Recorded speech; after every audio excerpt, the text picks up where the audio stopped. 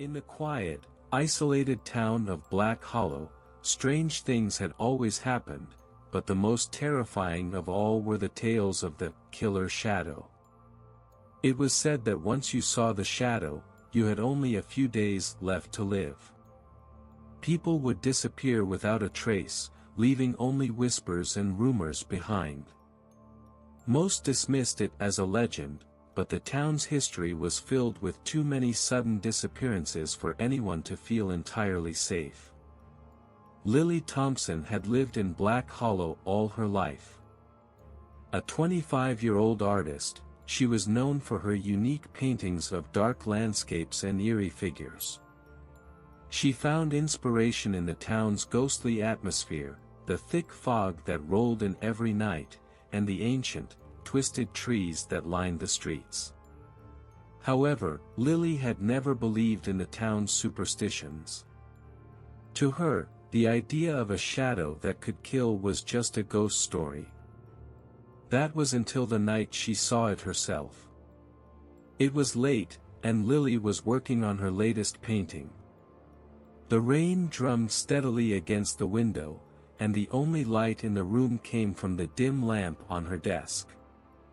Her focus was intense, and the outside world faded into the background, until a strange movement caught her eye.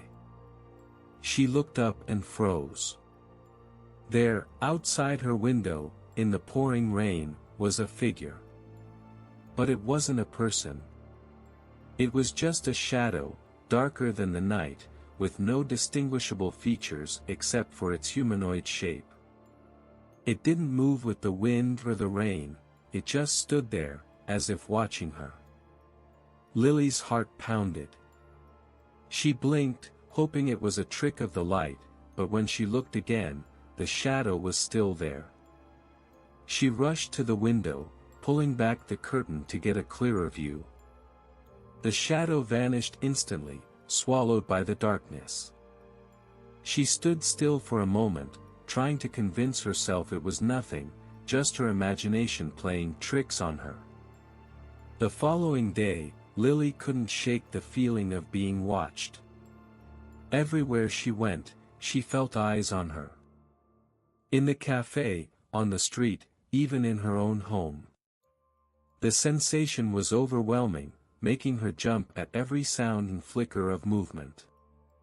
Her sleep that night was restless, haunted by nightmares of dark figures creeping toward her, their cold, lifeless eyes piercing through the darkness. On the third day, things got worse. Lily woke up to find a message written on her bedroom wall. The words were scrawled in black, jagged letters, "It's coming."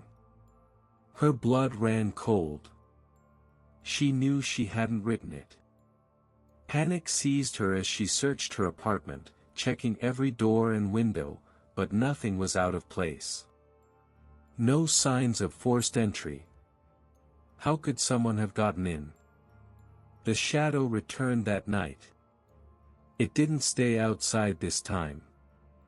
As she sat in her living room, trying to calm her frayed nerves, the lights flickered, and she saw it, moving across the walls like a living, breathing entity. The shape was no longer human, it had twisted into something grotesque and unrecognizable. It slithered across the ceiling, stretching its long, thin arms toward her. Lily bolted from the couch, her heart pounding so hard she could barely breathe. She ran to the door, but before she could open it, the shadow was there, blocking her way. Its form shifted again, growing larger, towering over her. She could feel its icy presence, hear a faint, rasping whisper, though she couldn't make out the words. She screamed, swinging a lamp through the air in a desperate attempt to defend herself. The light seemed to repel the shadow momentarily, but it didn't last. As soon as the lamp flickered and went out, the shadow lunged at her, engulfing her in complete darkness. She woke up on the floor hours later, covered in sweat and gasping for air. The shadow was gone, but she knew it wasn't over. She could feel it, something inside her had changed. The weight of its presence lingered, pressing down on her chest. In the days that followed, Lily's behavior grew increasingly erratic. She stopped leaving the house, afraid of what might be waiting outside. She painted obsessively, but her once beautiful landscapes had become horrific images of darkness, shadows creeping in every corner.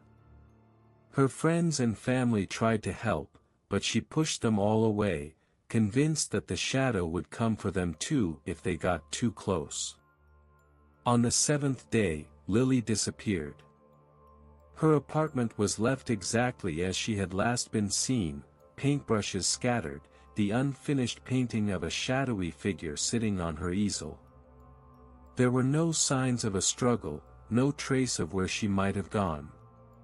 The only clue was the word, "It's here," written on the wall in the same black, jagged letters. The town whispered about it, another mysterious disappearance added to the list.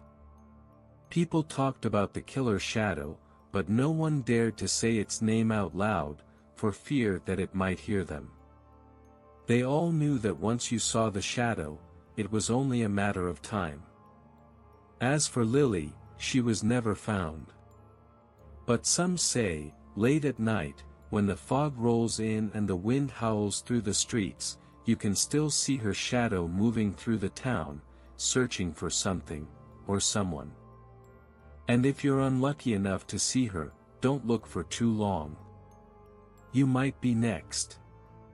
The legend of the killer shadow continues to haunt Black Hollow, a warning to anyone who dares to look into the dark too closely.